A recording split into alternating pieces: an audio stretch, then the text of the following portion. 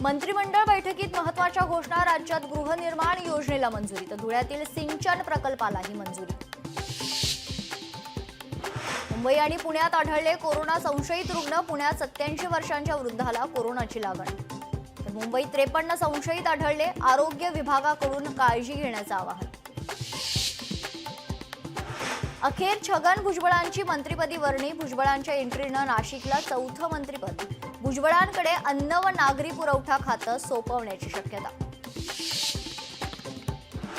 मंत्री होताच भुजबळ शेतकऱ्यांसाठी सरसावले. राज्य मंत्रिमंडळाच्या बैठकीत शेतकऱ्यांच्या नुकसानीवर आवाज उठवणार.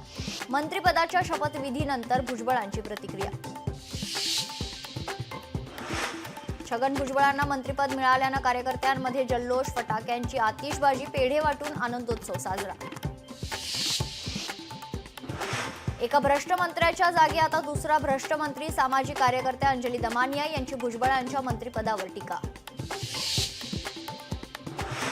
राज्यात उद्यापासून मान्सूनपूर्व पावसाची शक्यता. मुंबईसह कोकणातही मान्सूनपूर्व पावसाच्या सरी बरसण्याचा अंदाज.